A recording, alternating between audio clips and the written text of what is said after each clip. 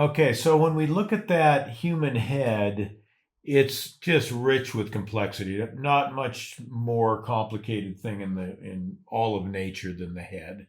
I mean, look at all those muscles, all the bone. Over here, we got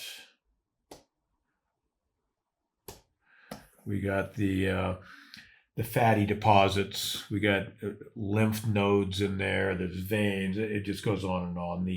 The aging of the flesh, wrinkles in the flesh, on and on and on. Immensely complicated. So our job as artists is to simplify that on some level, and more specifically, to distill it down to something more essential.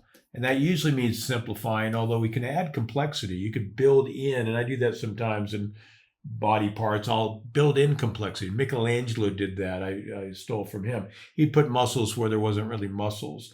And you can notice when we look at the muscle forms, like the frontalis here, you can see the each muscle is made up of several bundled fibers of muscles, and those bundles can bundle and rebundle. They can combine and separate. And so any one particular muscle form could be broken into several discrete chunks. The most common place to see that for me is the pectoralis majors here. You've got a fan-shaped muscle that starts on the outside of the arm because it's the hugging muscle. It grabs the outside, pulls it into a hug. Whereas the latissimus, or the yawning muscle, you pull the cat out of the tree, they yawn, go down and back. This comes around and in. So it's coming over here and attaching here, and they're stacked. The muscle group here is underneath the next chip bundle, and underneath the next bundle, and they're stacked so they don't bind up when you bring them in. If the bottom was over the top, you'd be stuck there. So we can take one big muscle, break it into even smaller groupings of muscles. So, and there's a lot of muscles, over 600 muscles. So ton of stuff, ton of complexity, ton of chances to get overwhelmed with what we're dealing with and just give up with a break of the pencil. So if we don't want to be overwhelmed, and if we want to serve our audience by breaking it down into something not necessarily more simple, but oftentimes it is in different styles of art, but a distillation of it, of all the colors. It's only these beautiful harmonious colors at sunset that we're going to show you in our landscape painting. Only the most beautiful fluid watery muscles of the body to show that grace, how the body is a waterfall, like in Eng's famous piece that name doesn't come to mind, but it's this woman holding the urn, and there's water, and she's basically a water nymph, a water goddess in effect. And her whole body, the way she's gracefully standing, has the beautiful flow of water down rock in a waterfall. So it's this watery body, a distillation of the idea that the biology is mainly water here. Breaking that down into design that distills it down into some essential, deeper, more powerful, oftentimes a more emotional truth. So if we want to get control of our craft, if we want to serve our audience not just as a camera that observes, but commentates on the world, despite sometimes being frightful, can be beautifully composed, can be rich in lovely connections, or whatever it is. Then we need to understand all of what we see and make some decisions about it. And those decisions are what I call filters. And they're just strategic ideas. It's a way of not being overwhelmed. It's a way of a strategy that says, when in doubt, when you're faced with too many wonderful choices, too many intimidating choices, when in doubt, simplify. So I'm going to start with the simplest possible ideas, and then I'll build complexity on top of that. Very much like life evolves into complexity, I'll evolve my process, my craft process, or my thinking process that way too. So I can start out with very simple things. And then when we get to something that's not so simple, get rid of a layer here, but downright complicated, now we have a path to attack it, to get control of it, and to make something potentially wonderful about it. And that's one of the problems I have with just the systems of craft: laws of light, linear perspective, area perspective, canons of beauty, which are proportions, anatomy, écorché knowledge. What happens most of the time, not all the time, but most of the time, is just a regurgitation, just a vomiting out, in a sense. I'll put a negative on it since I'm bashing it a little bit. Vomiting out of information, and it's not organized. There's no real motive behind it. It's just learn all the muscles and the bones. But if we could learn it in a way that when we draw a muscle or bone, it's beautiful and not just biological, aesthetic, or maybe it's structural. It helps me see whether I'm on the front of the box or the side of the box or the top of the box or the bottom of the box. Then it becomes more useful, and I can get more control over it. I can make choices that are more informed, and I will retain the information more fully because I'm taking in that information just as raw, not as just raw data, but under the idea that I'm going to understand all the muscles and bone that show me the side of the face as opposed to front, just like I would want if I were looking at a simple box. We'll think of the front planes and the side planes, and the side planes and the top planes, or the top corners, and the bottom or bottom corners, and so on. So that's our mission here, is to make sure that when we learn things, they're useful to us, and we have an agenda in effect. A scientist, a journalist, they're not supposed to have an agenda.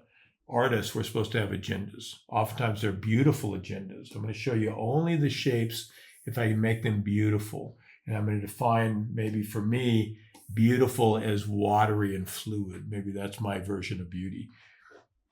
Or all rounded shapes, beautiful egg-like shapes. That's going to be my version of beauty, whatever that is. And it wouldn't matter if we're talking about the complexity of the anatomy or the complexity of life. It's a lot. So let's make it less of a lot. Let's get some control over it. So what I'm going to try and do is look at these cheekbone and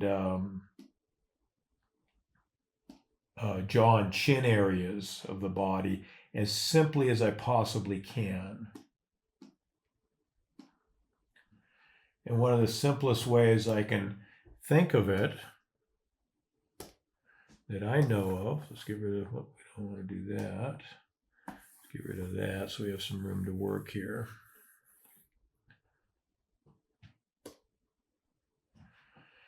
Is just to find the major corner on the face. That's going to be my first step. So this is a little bit of a backtracking of what we talked about before. So I've got the mask of the face and the shape of the skull, and I can think of those as eggs. I don't like that because everything's rounded together and it can kind of create a weak chin and a hooked nose, and I'm not quite sure where forehead becomes skull. It's a little clunky. It's simple, but it's not quite as characteristic as a head. When I look at the head, most heads, I get a sense of, whether it's because of the hairstyle or just the character of where forehead becomes face and quits being skull, I get a sense of a transition there. So I want something that shows that transition.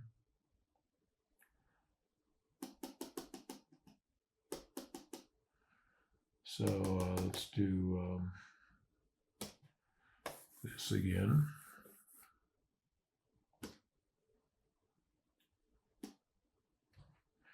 And what I'm going to do is I'm going to look for that skull slightly rounded. I'm not going to use straight lines because that's not as characteristic as the beautiful organic qualities of the body and generally of nature.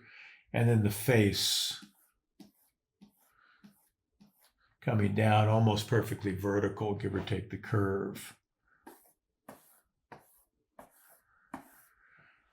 And then if I can learn to see where the forehead meets the arch of the eyebrow, right in here,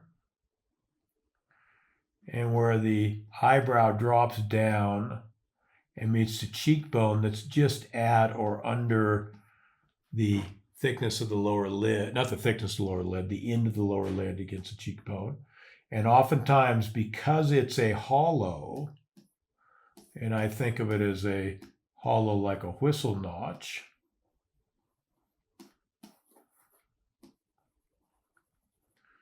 it oftentimes catches tone and often shadows. We can see here, the eye socket is bumping back out into light because it's a ball inlet hole. But all of this is the shadow of that notch. And so if I can find that eye socket based off the hair of the eyebrow and roughly where the eyeball meets the cheekbone, on the side, the outside, and on the bottom side, now I can do a good job of breaking down those designed shapes if I draw like a designer, or finding that structure if I think like an architect or a sculptor. And in either case, getting a good, solid, not perfect, but quite simple and quite characteristic. Simple yet characteristic is the meter, the metric that I use to see if it's right. Did I make it as simple as I possibly can? Well, a whistle notch with a little bit of practice, pretty simple. I can start to see what's on the bottom of that tubular whistle, what's inside the notch. I can actually carve that out of something to look at it, to compare it. And by understanding this simple thing, I can understand on some very useful level this much more complicated thing. But what I'm now getting is not just these individual pieces, forehead, eyeball, eye hole, eye socket, but I'm getting a simple idea that I can then find corners. What I'm looking for is really the side against the front, just like a box. So I'm going to draw like a whistle notch. At the same time, I'm thinking of it like a box. There's going to be a bottom plane of the box. There's going to be a front plane of the box. I'll make this an extended front plane.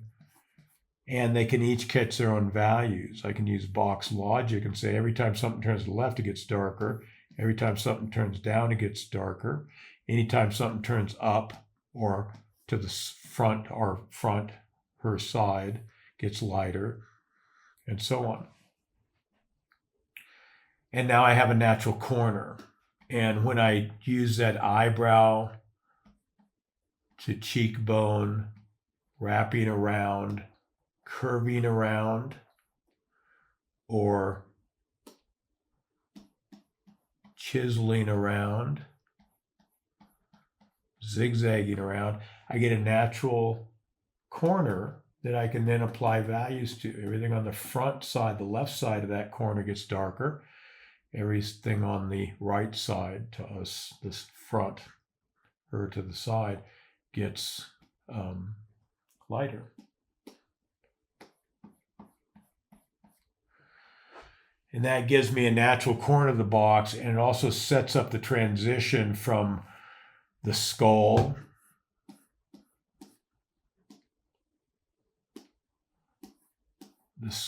into the face, and not just into the face, into the features. Because we not only have to understand what each thing is simply and characteristically, we have to understand how it connects. Our main job as artists is connectors. connecting that warm to the cool, the light to the shadow, the foreground to the background, the structure to the gesture, the architectural to the organic, showing those things that most people think are separate. Our job is to show the beautiful, wonderful, not always beautiful. Sometimes we want some different idea, the tragic or whatever it is. But for us realists, oftentimes it's beautiful. For me, it is. Finding that beautiful connection. Now we're going to flow right down towards the jaw, towards the chin. And what we'll see there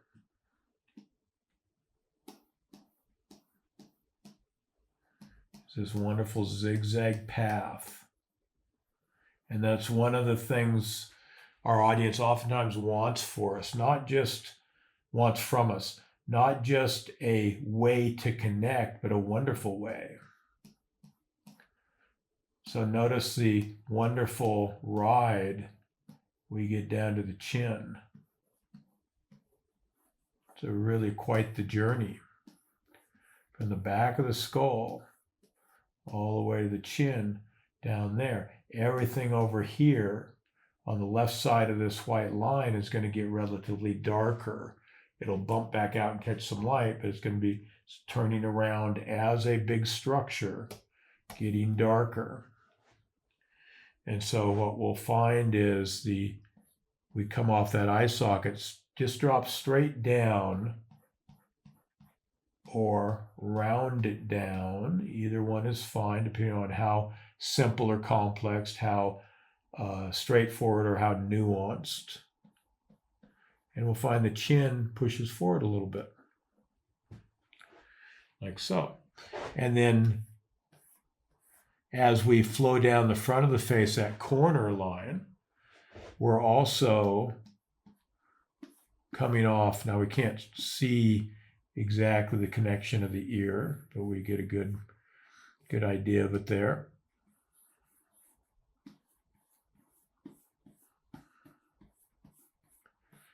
And the jaw, since I'm talking and my ears aren't wiggling, the jaw is in front of the ear, not behind the ear. And that jaw swings from the front of the earlobe all the way down to the chin in this lovely flow, curvature down. So it's like taking the bottom of our tube and slicing it.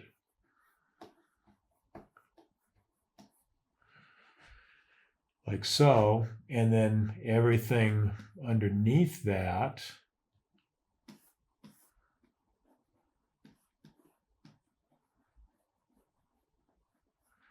is going to be bottom plane. Bottom plane. Bottom plane.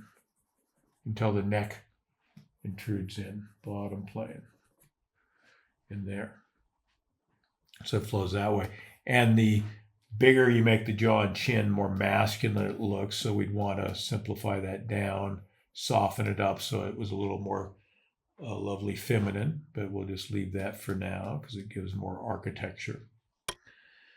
So notice now we've found two ways down, the zigzagging and then waterfall-like cascade from off the skull, down the forehead, around the socket, over the cheek, forward to the chin.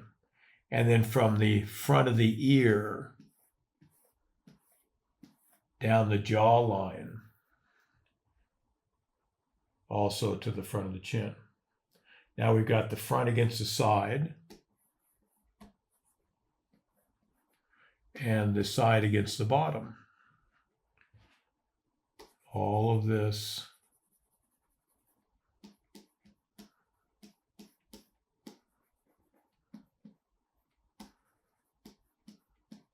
steps around. And then again, the things, the nose, the mouth will step out and catch some light maybe. But all of that has given us that lovely box logic, but in a much more nuanced, sophisticated form. So we're thinking like that, and we're thinking like that, and then we're constantly refining our thinking. simple ideas by simple idea. And if it doesn't get simple, we'll back off and go back to something that was simpler. But that's the thinking, and that's how we take all that complexity and get some kind of control over it. We impose an idea on it. So that's our job, in a sense, is not to be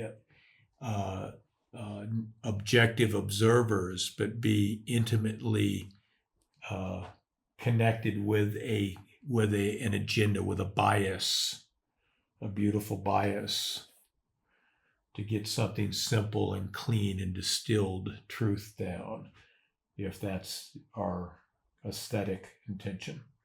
So with that being said, because that took a while to go through, I don't know what took you guys so long, but I get talking about these things. But it's important to think these things through. So now we can take something that's more complicated. Let's take this and take a look at it again. Now on the shot of Sarah, the wonderful Sarah, who I've drawn for 30 some years, we had that real simple, and of course her softer feminine features simplify the forms, and so we're not faced with this massive challenge of muscle and bone and sinew and such. And then as we get to something that's more masculine or more aged, then things will start to separate more, and there'll be more subtle forms to deal with, but we can always simplify them down if we know how. So I'm going to take the same thing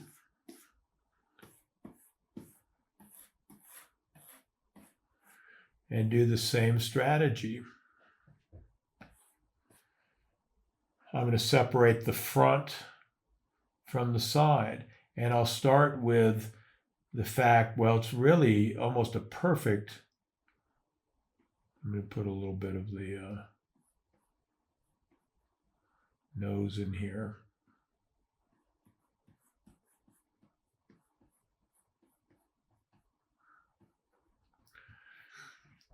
It's almost a perfect profile, but this little bump here, and I made a bigger deal out of it, this bump over here, that's going to be the far eyebrow, the beginning of the eyebrow right here on the contour here. So now I'm going to do the other side. Here's the eyebrow. This is going to be the front plane. And it's going to go back to that ear.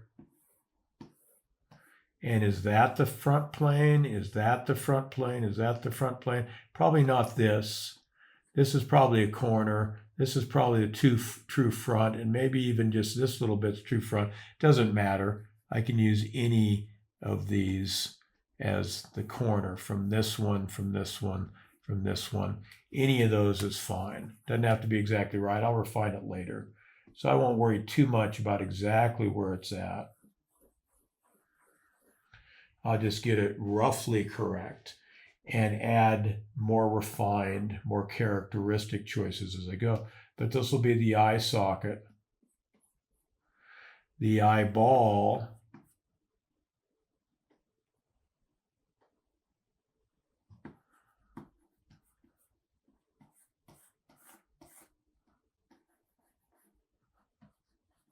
that's the front plane. It's not even that much really, but it's pretty close. Here's eyebrow to ear. Here's the eye socket. Just follow the hair of the eyebrow down somewhere outside the eyeball, down the cheekbone, someplace under the eyebrow, under the eyeball, anywhere in there. It could be there.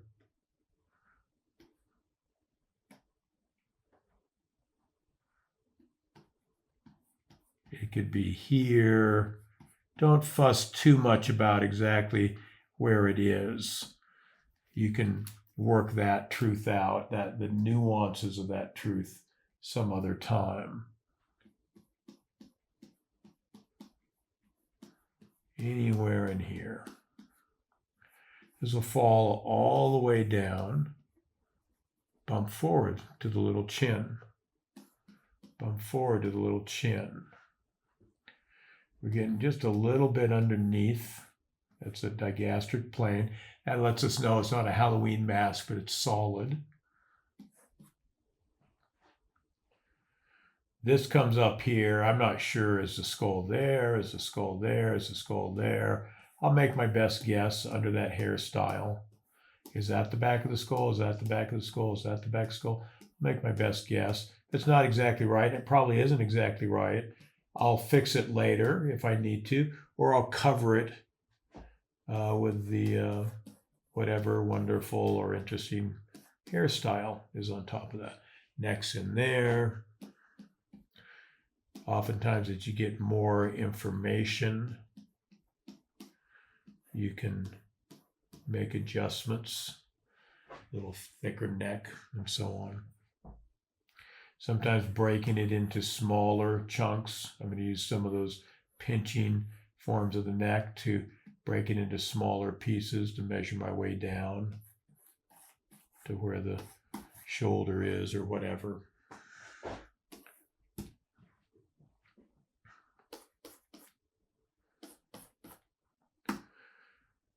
And now we have that basic front plane against the side plane. Most useful thing to get most of the time. And if you notice now, the tones are going to track the structures. So let's do another. Notice that the, can't notice anything if I don't get this. Notice that the front planes are all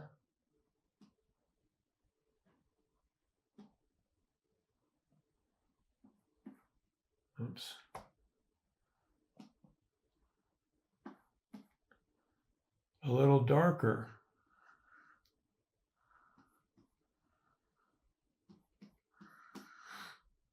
They're getting a little darker there.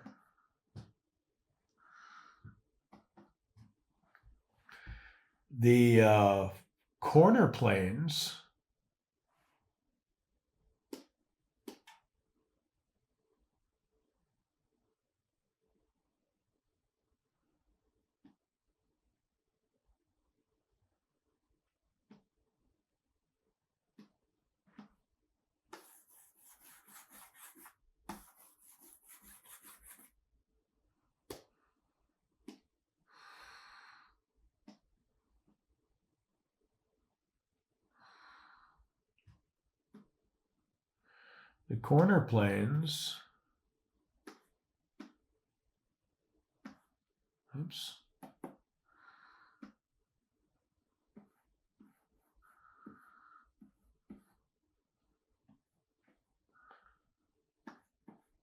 are getting a little lighter.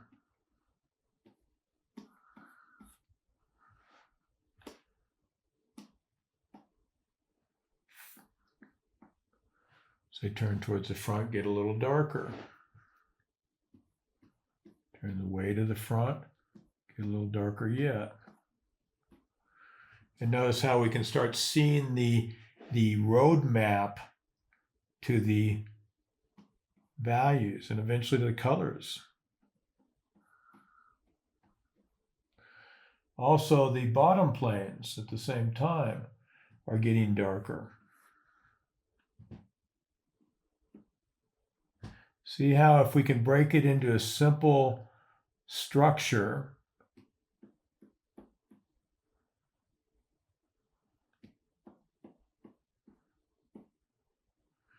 or set of structures, we can understand why the values are the value they are.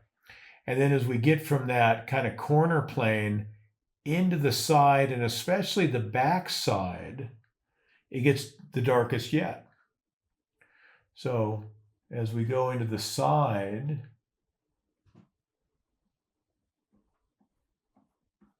it gets darker. And in the back side, it gets darker yet. The side, it gets darker.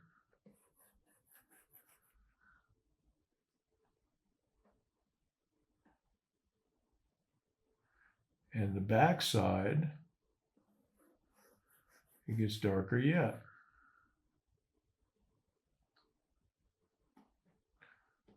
A little bit of the side here before it goes into the hairstyle.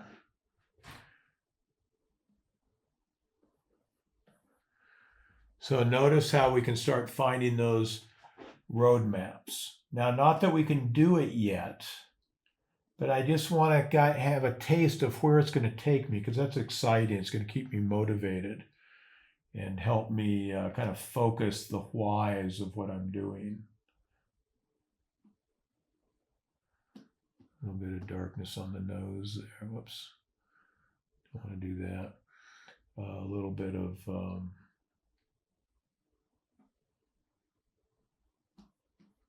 side corner at the mouth, bottom corner at the mouth, and so on. So you can just slowly, chin turns a little bit more to the side before it goes into the jaw. We can slowly start mapping that out, and you can see how that could turn into a rendering, and we could do all the convolutions.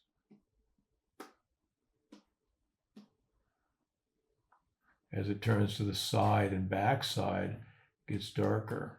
Side and back side gets darker for the ear, and so on. For the skull, if we could see that, and so on. And then let's just map that real quick.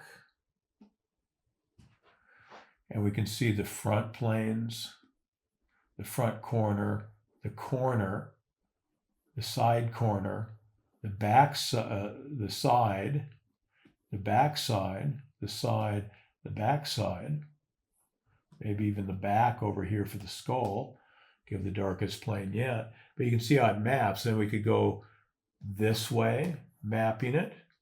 Darker, darker, darker, lighter, lighter, lighter, darker, darker, darker. And the same way top to bottom. Lighter as it turns up, little darker as it turns forward, much darker when it turns down, little darker when it turns forward, much darker when it turns down, lighter when it turns up, all the way down that way. So that's what we're after in rendering. So if we can break these things down, and we're pretty well out of time, but we'll take it a little bit farther because it's fun. We don't want to have to stop having fun. Let's look at this, and we'll save this guy for next week probably.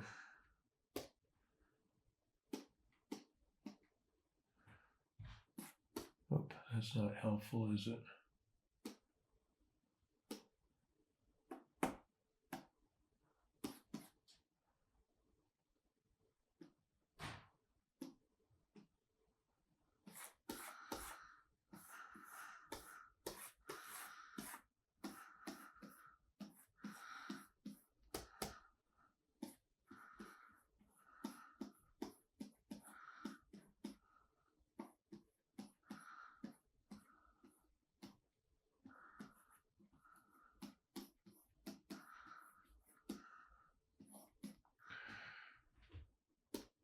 So what I want to feel is, here's the eyeball, eye socket.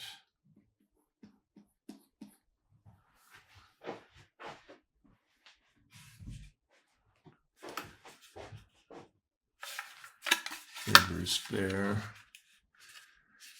So you can see the eye socket and the eyeball would sit in there. So I'm just doing this little loop, which again is a reference to that whistle notch. The eyeball will sit in that whistle notch. And then the nose will be a wedge that builds out of that. Nose is a wedge that builds out of that. Very simple, or more nuanced. I give a little bit of a more nuanced version of it. Pulls down forward. So notice if we go back to our basic structure,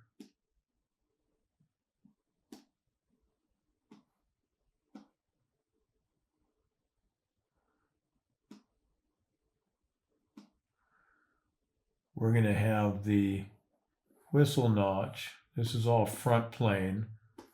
give or take, with the mouth and the nose bumping out and catching light, but all front plane. A little darker than that side corner plane. Front plane, a little darker than that side corner plane. Whoop, that's not very useful. This is the temple going back here, connecting the eye socket and the face to the skull that we looked at earlier. So let's do that this way.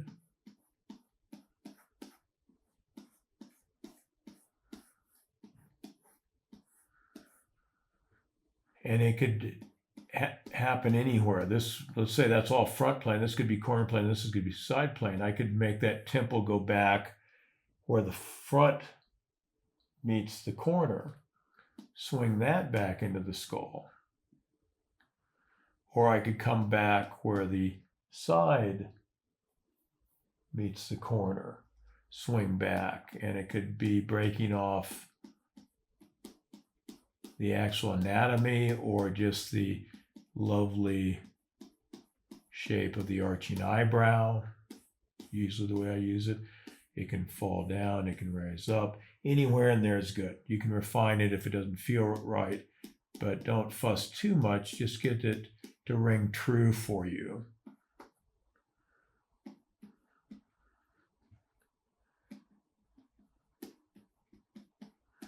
And sometimes when you're drawing this, you need to add a little bit of the stylized or actual detail so it doesn't look quite so mechanical or quite so abstracted. So sometimes I'll actually draw in some of the details to feel if it's working the way I think it's and hope it's working. So that's fine as well. But notice how this bumping transition here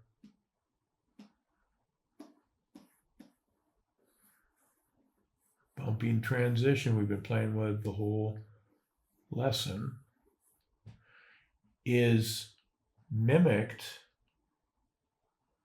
by the darker shadows back here. So let's do those.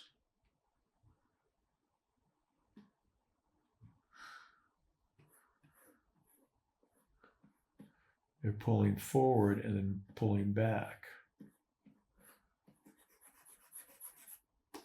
Some version of that. And that's not exactly right, is it? But it's close enough.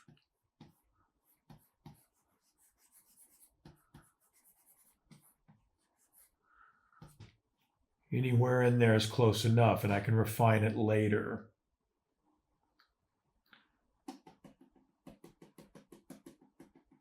Oops.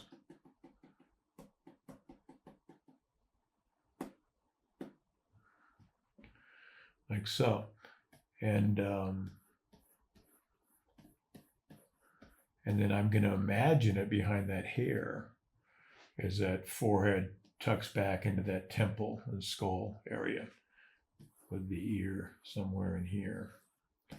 And I'm just going to imagine this is all shaded into side plane, even though it's not, but just to simplify it. And notice that this bump or this bump, however I design it, define it, complicate it, is following more or less the same course as this bump. It's doing the same thing, pushing forward, falling back, pushing forward instead of up and over, down and under, pushing forward, bumping around a little bit with its own issues, not bumping around, but eventually pushing forward again, It's doing the same thing slightly differently. And that's symmetry, and that's organic. It's same but a little different. It's evolved. It's no longer the lighter halftones in the front of the face. It's the darker halftones on the side of the face. But they're reminiscent of what happened on the front of the face. And if we looked at that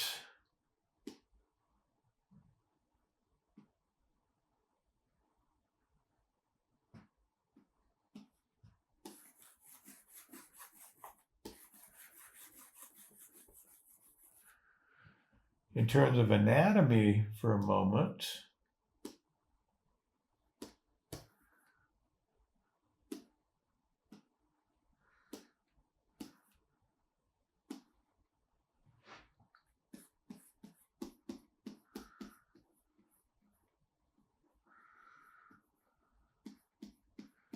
the bone structure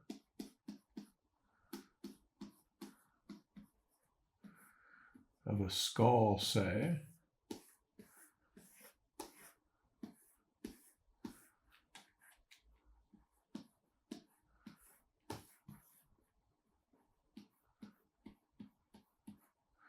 we'd find the bone here wrapping around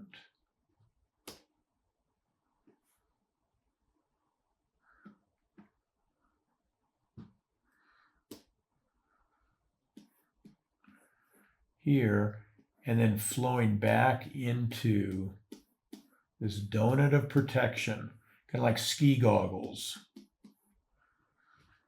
wrapping around, protecting those eyes, those all-important eyes.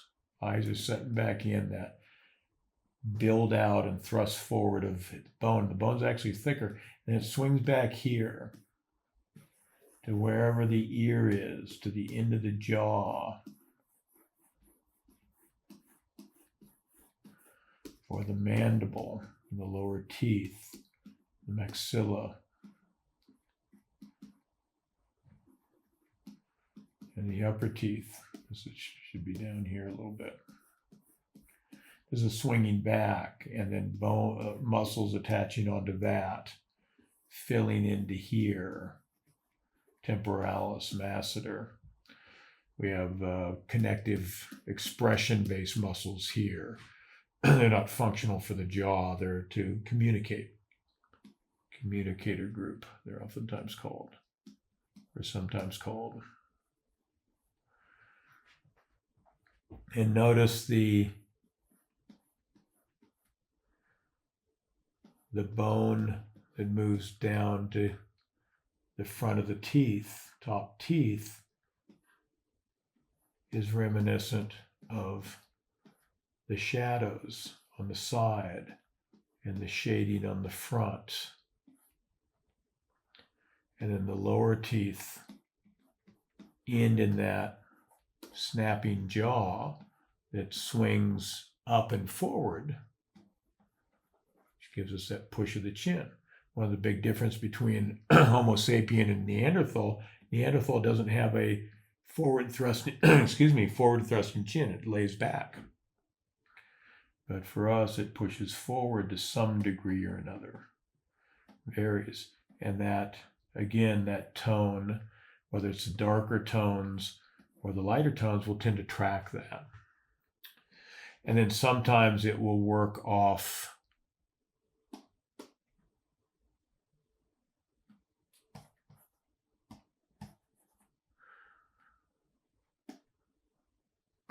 that masseter and pull back this way. Pull back this way. We've seen that before with the zigzag going this way in previous lessons. Can go back that way rather than coming down this way, or it can do both. And you can see a little hint of that. The nose peels off into the cheek, the eye socket peels off into the cheek, and then it wants to go back down and forward, but also sometimes it'll pull back with a clenched jaw. You'll see that here. pulling back this way, as well as going down this way.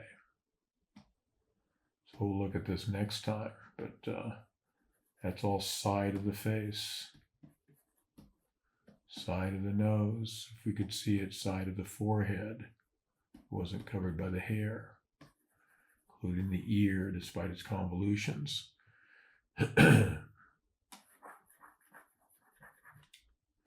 Or side here,